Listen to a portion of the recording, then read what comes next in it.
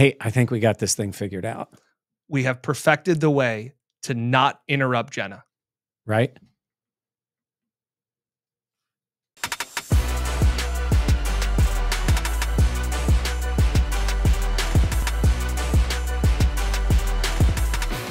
This is the Buffalo Plus Podcast, brought to you by Connors and Ferris. Hey, everyone, and welcome back to the Buffalo Plus Podcast here on the Buffalo Plus YouTube channel, presented by Connors and Ferris. Mike Catalana, I'm Dan Fates, and Jenna Cottrell is on vacation. MIA. Yeah, she's with the family all together. Big week for her, so we're very happy she's getting her time off. This is her Super Bowl.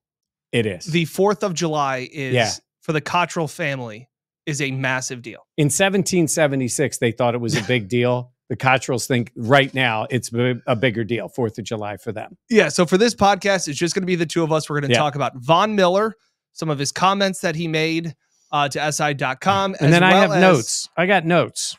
That's I did research. We got notes because we're going to talk about age. And I'm going to limit the amount of jokes that we can make. So here's the thing. We're looking. Yes. Comment, subscribe. Yeah. Appreciate it as always. That's it. We would give Jenna a hard time for not delaying for that, and then you didn't delay for the like, comment, subscribe. Jenna is watching or listening to this right now, and she's going, they didn't say it. They didn't say it right. Yeah. They didn't say it quick enough. Yes. So, yeah. She will watch. Yeah. She'll check up on us. But you got notes? I got notes because I saw a list, and we'll get to it, about and there's been a lot of talk about the Bills roster, obviously turnover. Yes. Leading into, like, say, last year, they had one of the older rosters in the NFL. Yes. That's changed. It's one thing about getting younger. It's being younger and being good. Yes. And Pro Football Focus had done a list about, the separation of ages.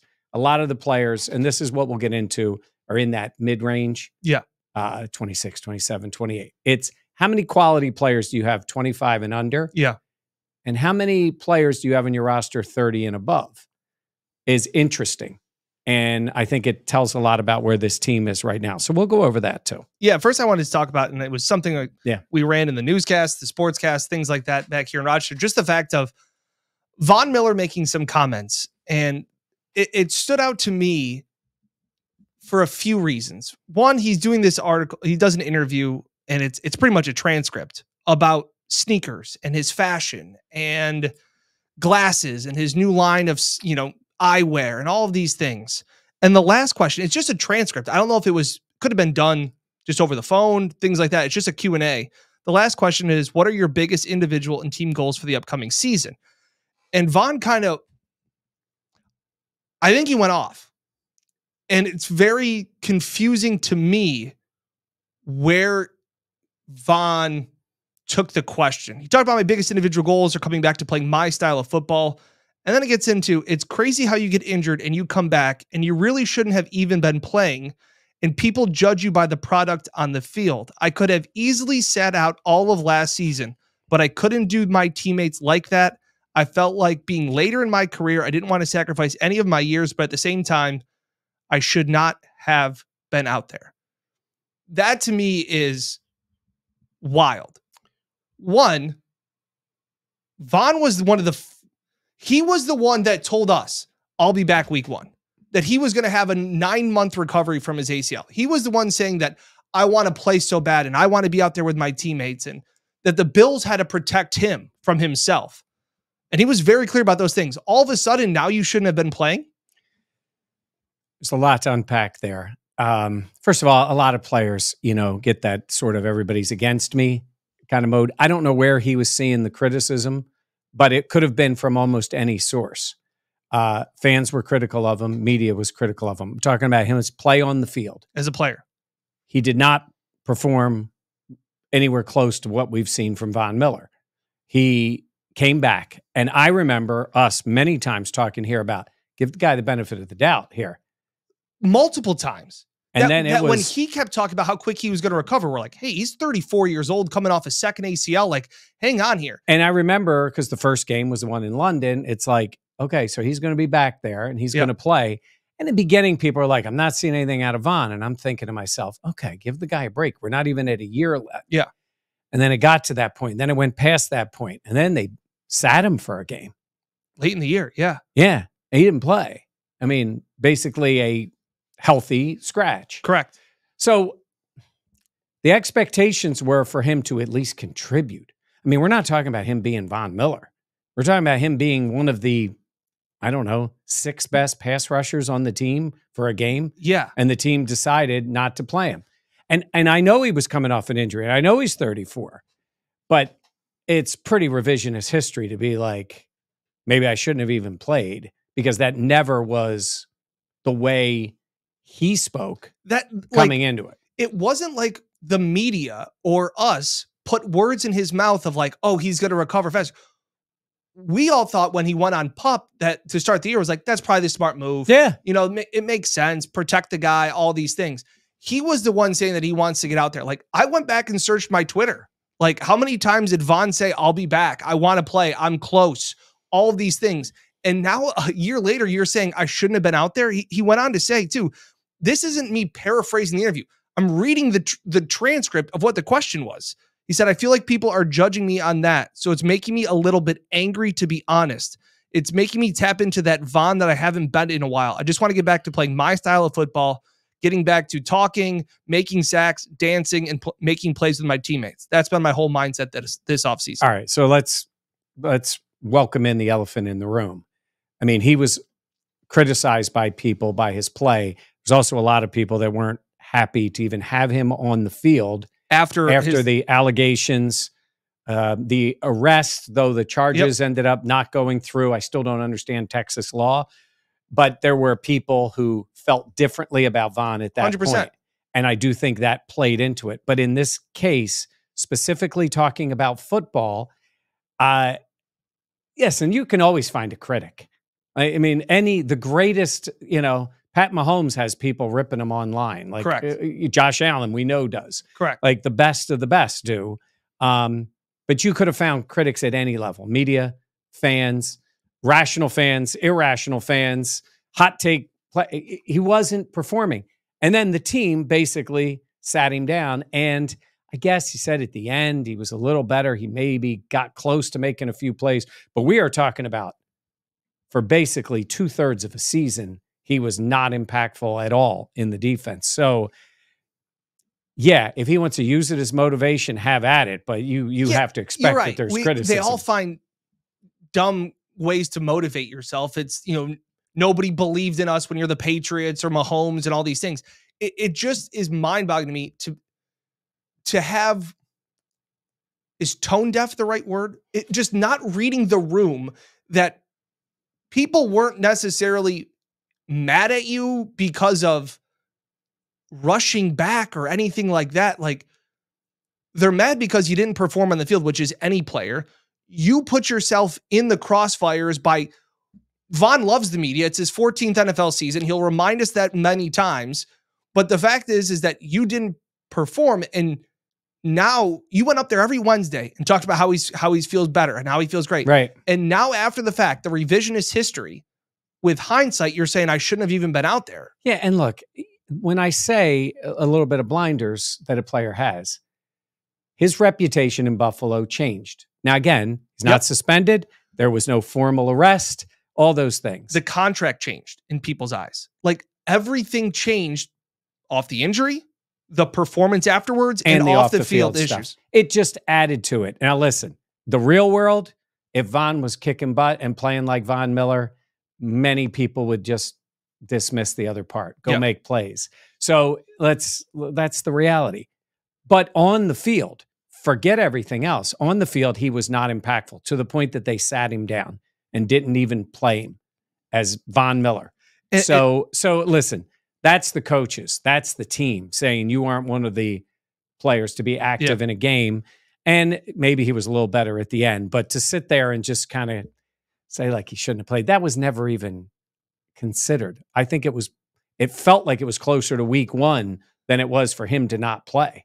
And again, what also just blows my mind, and again, it's maybe you have something built up as the offseason and we know how much Von loves the media and things like that. The first question is about his collaboration with GlassesUSA.com and how it's been going on for 2 to 3 years. The second question is how important are glasses to your personal style? And what sneakers are you wearing off the field this season? And then Von goes to just say, hey, by the way, I shouldn't have even played last year. Yeah, I guess I don't know what the tone was and the way the interview was done. It was just his one chance to actually talk football was the last question. And he went down that road. He does tend to, like maybe you and I can sometimes, he does tend to start to ramble a little bit where he'll just keep going. I think that's where he went. He started talking about like, yeah, his goals. And then he was like, because his numbers were non-existent last year. Didn't have any. He didn't have any. Didn't have a sack. Right. So he didn't have that to play off of. And that's going to be his mindset. I don't want to hear that with us. I mean, I don't know who he was talking to, but I don't want to hear, because that's just not accurate. I don't think there was ever a point where the team was like, he's not healthy, we're going to sit him out. He's going to go on IR for 4 weeks or whatever it is. So he was never on the injury report. Nothing. For tweaking his knee, for anything. Yeah. He does finish. I will finish the question. There's one last paragraph said, the biggest team goal is bringing the first Super Bowl to Buffalo, which Von loves to say. Yeah. Everyone feels like they deserve it and they work hard, but Buffalo fans, West New York, they deserve it, man. They do such an amazing job for the community. Josh Allen is an amazing player in person. He's the most amazing person that I've ever been around in my life. These guys deserve it, and I'm going to do everything in my power to give it to them. And that's very Von. That's on brand. He says those kind of things every time we talk to him. Like, he goes from, hey, so like, what are your goals for the year? Actually, I shouldn't have played last year. By the way, Josh Allen's an amazing person. And we're going to win the Super Bowl. I'm in my 14th year, and the city of Buffalo deserves Super Bowl. Listen. It was just a weird, again, this is I think Mike Florio calls it the me time of the offseason. This was a very me thing about Von Miller too. Again, I don't know. We've joked around about, hey, Spencer Brown had a back injury and Gabe Davis had an ankle injury. Von's like talking himself that, like giving himself that he was injured. I think everybody knew he was injured. It wasn't like we're sitting there going, man, what's bothering Von? Yeah. We knew that he had been recovering from an ACL. We saw what happened with Trey White in the ACL. Like, this isn't like the first time we've seen a player have to overcome all this, but it was the off the field issues. It was the way that he spoke in the media that he was going to return to this form and that he's in a great mental headspace and that there's no problems. Yeah. All of that encompassed into this weird interview with me. Listen, I think he's on this roster in large part because of the contract. And I think they needed to keep him there. I think his role this year will be pass rusher, limited number of snaps. I don't think they're counting on him for, I think he's pass rusher only. Am I wrong? Do you think that, or do you think he's going to, is he still a starting player on this team?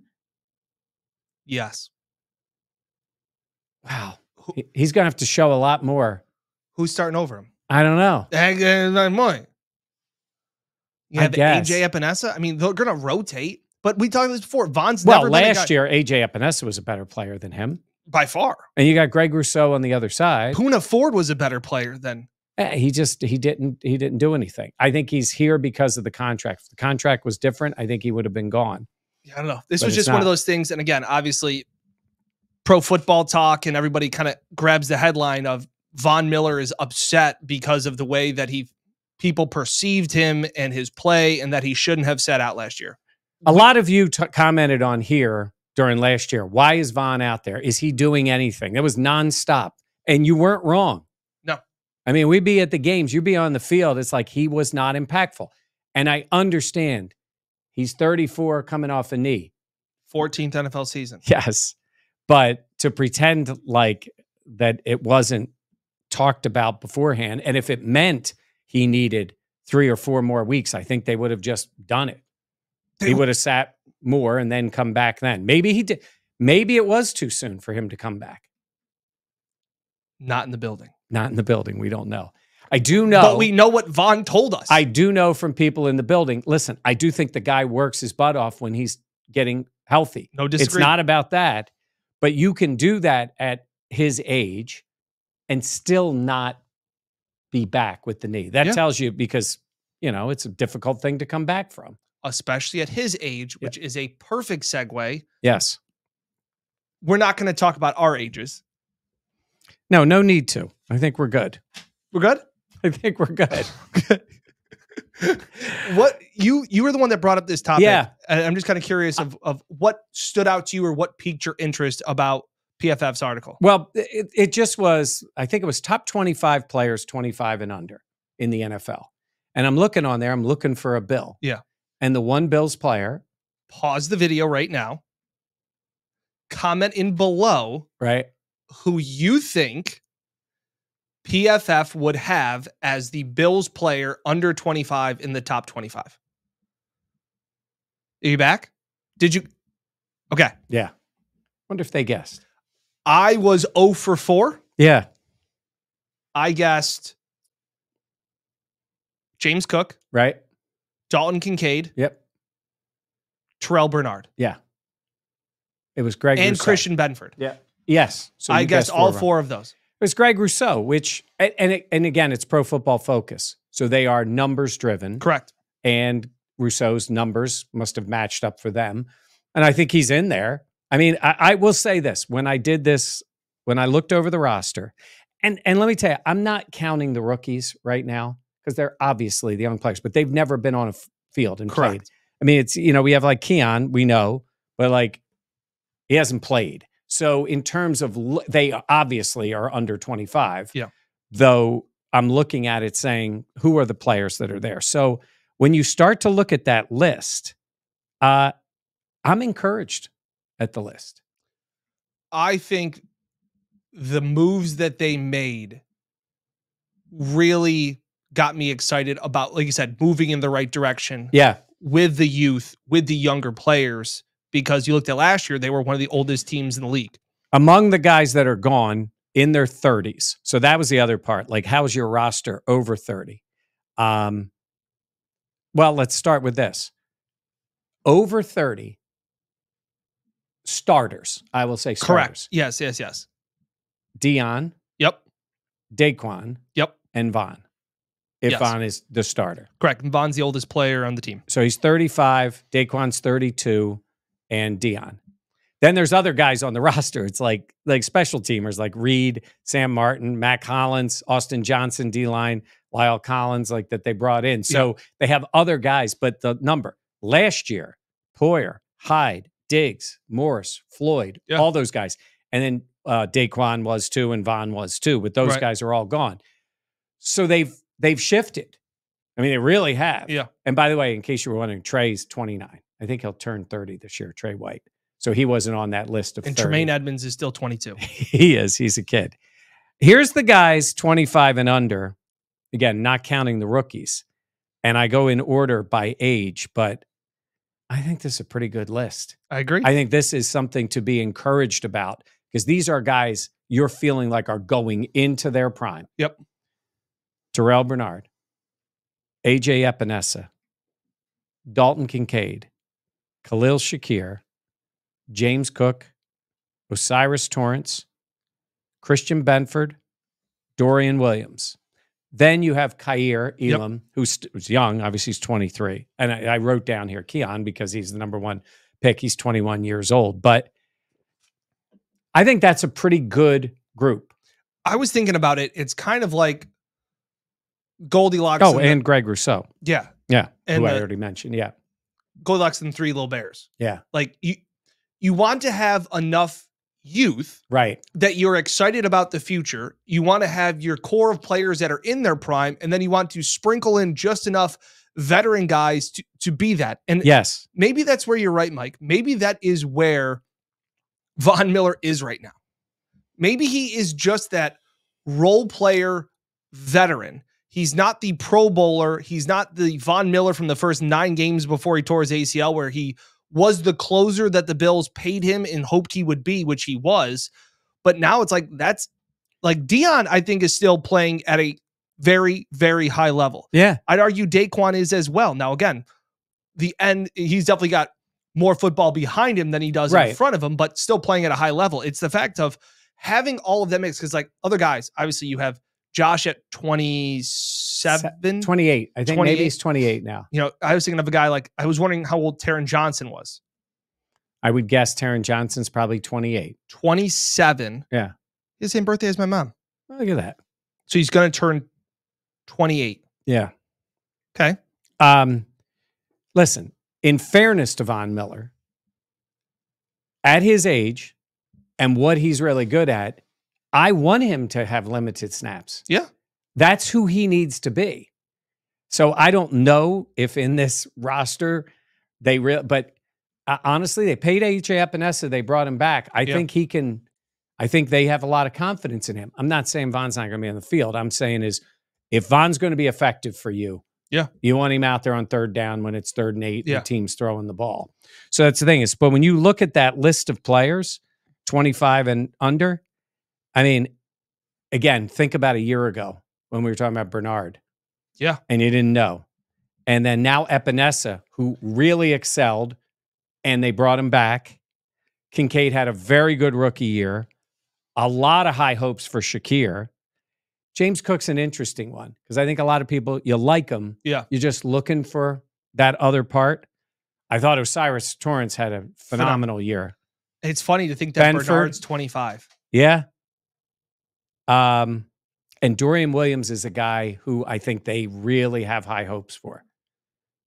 That if he can learn the defense. And then you got, Elam, which would be, we've talked about it, what a huge plus it would be if Elam was, became a guy in the regular rotation at corner when you thought he was out. So I looked up, when we started talking about ages, I looked up an article that talks about how the Packers were the youngest team in the NFL last year, all these things. And obviously you can see the trajectory that they're on is trending in the right direction. And then they kind of talk about the ages of some of these teams and leading into this year. Obviously, you don't know exactly how the roster is going to shake out. There will still be plenty of moves made.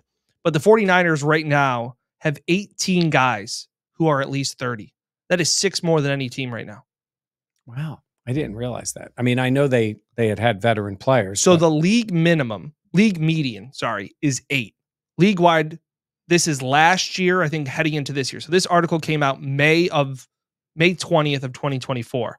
It said the league wide, there are 252 players who are 30 plus. Mm-hmm. That's an average of 7.8 players per team.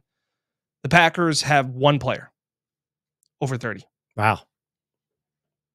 Their 90-man roster includes 20 rookies, things like that. But just where the Bills kind of shake out in that right now, they have 9. Yeah, and like I said, and some of them are 9, but when I said backups and special teams guys as the other guys, and Deion's only 30. Deion's 30. So in that case, but it's funny when you see that on a roster and you start to say, we thought this was a transition year. That is a lot of age to delete from your roster. Yeah. Quality players, guys that will be missed in different ways, but you did get, I mean, that does drop the number down pretty fast. Yeah. And again, I think you want to have that youth going in the right direction. Mm-hmm. You want to have guys in their prime. Right. Josh Allen, Taron Johnson, those guys. But then you have, again, I think you are encouraged by what Shakir has shown and can be in the future. And you have hopefully a number 1 guy in the future in Keon Coleman and building the rest of the team. So yeah, I think this year, I think that was a big part, whether Bean wants to call it a transition year, they had to get younger. Yeah. Those were the moves that we said. You can say it's salary cap. I'll disagree. They were football decisions, as we've talked about on this channel before, that they wanted to get younger was a point of emphasis with this roster this offseason. Want and need. Like they had to too. Yeah. It wasn't, like I said, Diggs was 30, like in terms of that was age, contract, every other thing that goes in it. But I think they've done that. Now the transition is these guys are all going into their prime. How many of them will excel? There's a lot of teams when they're looking at free agents, sometimes they will look at that guy going into that second contract. If he's not going to re-sign with his team and they're not going to tag him, that's when they look to try to grab a free agent sometimes. And these guys are all in a pretty good spot for this team. By the way, I wanted to ask you about one other quick thing. Did I see Mike Tannenbaum on ESPN say Jordan Love, if he was starting a team, number 1 is Mahomes. Yep. And the next guy would be Jordan Love. over Josh Allen. Yep. And he played 9 good games. And I like Jordan Love. I think he's got a chance to be good. And by the way, he's not that young. What's he been in the league? 4 years? I mean, he's young, but he's not. It's not like you said C.J. Stroud. Correct. Because he had played. And that was when I was thinking about the age. Like, Houston's a prime example. We talked about it before, that they kind of overachieved last year at where they were. Now they can bring in some pieces to kind of not just teach them how to win, Mike, but they want to add that level of winning big games. Yeah. Like that's why you bring in some of these. You spend the money now if you're a CJ. Like, that's the other thing. CJ Stroud is not up for an extension for at least another 2 years. Yeah, he's not even. They can't even do it. They cannot do it. Like, it's not in the CBA. So like, Freddie's like, oh, I wonder when CJ Stroud's going to get his money. He literally can't hold out. Like, it's not like he can sit out and be like, well, I was this good, I'm not playing next year. Like, he's got 2 more years left before they can even start talking to him. Yeah, so that helps them a lot in terms of this. But yeah, I see that and I get it. Like Mike Tannenbaum, I get it. It gets attention. If you say Josh Allen, it's like, oh, okay, it's Mahomes and Allen. So you say Jordan Love. Do you think they sit there and they're like, what name would really make this go viral? I don't know if they think like that. I think they think more like, yeah, I could just say this, but I really do like this guy, and I want to look like I'm ahead of the curve, and I'm going to take him. Yeah. You know. Yeah. Hey, good luck with that. I mean, he's a good player, but I think I'd take Josh Allen first. I agree. I think you got another decade of Josh Allen. Anything else? No, I think we're pretty good. I'm selling a house, buying a house. Let me tell you. It's nerve-wracking, isn't it? Quick aside. If there's somebody out there, and you know who you are, that came to my open house and said, I think this is Dan Fates' house. I follow him. I love Buffalo Plus. I appreciate it. Yes. I appreciate it. They did. I think that was the word. So if you're somebody that toured a house and you thought, by seeing a calendar that had Fates on it, and you thought, hey, that might be Dan Fates' house. It was. It was. And I appreciate the kind words. Yes. So now buy the house. You know what's so fun about buying a house that they don't tell you about is that when you're selling it and you're showing all of these things, you can't be in your house at all. No, you're out. And also with 2 kids under the age of 4, they love keeping the house clean. Like, they are so good at it. Yes. Like, they don't want to move anything around. Yes. Oh my God. And our realtor is, we are keeping this clean. Let's go. Stay clean. Get everybody in there. Focus. Clean house. Full heart. Can't lose. Best foot forward. Yeah. That's it. So let's next see what week, I'm on vacation. You'll be here with Jenna. I'll be here. Yeah. And then you're on vacation. Yeah. Then I'm off for a little while too. So we'll mix it up. And before you know it, we're all here. Yeah. Yeah. We're like 4 weeks away. And it's camp. Camp's in 3 weeks. 23rd. Yeah, a little over 3 weeks. Over 3 weeks. Well, when this is out, 3 weeks. All right. Wow. Again, comment in with some topics that we can discuss as we head into, obviously, phase me of this off season, as we're just we're getting closer. Phase me, said Mike Florio. Appreciate it. As always, be sure to like, comment, and subscribe to the Buffalo Plus YouTube channel. Share it with your friends. Wherever you listen to your audio podcast, we appreciate it. As always, we will catch you next time here. From Mike Catalana, I'm Dan Fates, and the Buffalo Plus YouTube channel presented by Connors and Ferris.